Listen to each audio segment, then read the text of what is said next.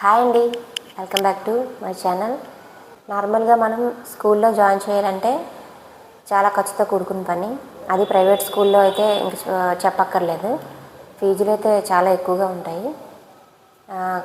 కేంద్ర ప్రభుత్వం మనకి ప్రైవేట్ స్కూల్లో ఉచితంగా మన పిల్లల్ని జాయిన్ చేసుకునేందుకు అందరికీ అవకాశం కల్పిస్తుంది.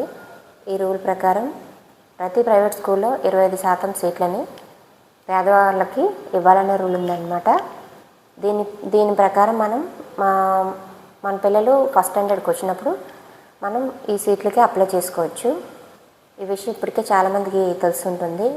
ఆ నోటిఫికేషన్ ఏదైతే ఉందో అది ఈ మంత్ ఎండింగ్లోనే వస్తుందండి. నాకు తెలిసి మార్చిలో రావచ్చు. సో మీరు దీనికి అప్లై చేయాలనుకుంటే ముందుగా మీ దగ్గర కొన్ని డాక్యుమెంట్స్ అయితే కంపల్సరిగా ఉండాలి. ఉంటే ఖచ్చితంగా మీకు ఈ సీట్ అనేది వస్తుంది. ఆ డాక్యుమెంట్స్ ఏవో ఇప్పుడు మనం చూద్దాం.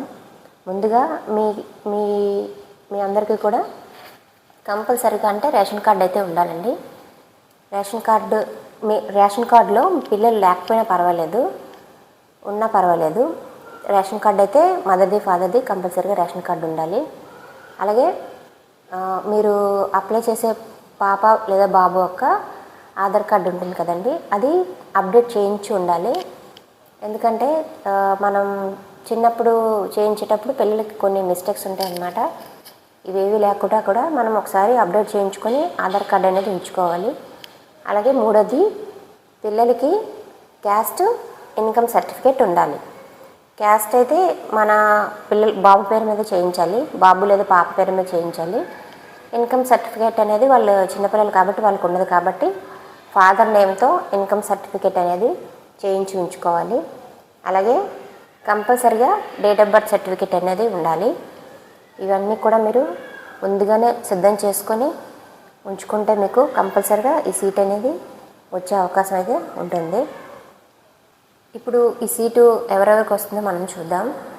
ఈ సీట్ అయితే మెయిన్గా ఇవి పేదవాళ్ళ కోసమే గవర్నమెంట్ అనేది ప్రొవైడ్ చేస్తుంది. సో దీంట్లో మనం ఇన్కమ్ అనేది మనకి తక్కువగా ఉండాలన్నమాట. బీసీ వాళ్ళకి కూడా ఈ పెట్టుకునే అవకాశం ఉంది. అలాగే ఎస్సీ ఎస్టీ వాళ్ళకి, మైనారిటీస్కి, ఇంకా ఫిజికల్లీ హ్యాండిక్యాప్స్ ఉంటాయి కదా వాళ్ళ ఫ్యామిలీస్కి, కొన్ని డిసీజ్కి సంబంధించిన ఫ్యామిలీస్కి కూడా ఈ ఆర్టీఏ ద్వారా ఈ 25% సీట్స్లో వచ్చే అవకాశం ఉంటుంది. దీన్ని అయితే మీరు కంపల్సరీగా యూజ్ చేసుకోవచ్చు. అయితే కొంతమందికి అయితే డౌట్ ఉంది ఈ ఆర్టీఏ ద్వారా వచ్చిన ఈ ఫ్రీ సీట్లు అనేవి స్కూళ్ళు ఇస్తాయా ఇవ్వవా అనేసి ఉంది. దీనికోసం అయితే నాకు ఫుల్ డీటెయిల్స్ అయితే తెలుసు. అవి మనం నెక్స్ట్ వీడియోలో చూద్దాం. అంటే వీడియో మరీ లెంత్ ఎక్కువైపోతుంది కదండి. సో నేను అది నెక్స్ట్ వీడియోలో మీకు చెప్తాను. అలాగే మరికొన్ని డీటెయిల్స్ కోసం మనం నెక్స్ట్ వీడియోని చూడండి. వీడియో నచ్చితే మీకు యూస్ఫుల్ అనిపిస్తే చిన్న లైక్ ఇవ్వండి. అలాగే మరిన్ని వీడియోస్ కోసం మన ఛానల్ని ఫాలో అవ్వండి. Thank you for watching. Thank you.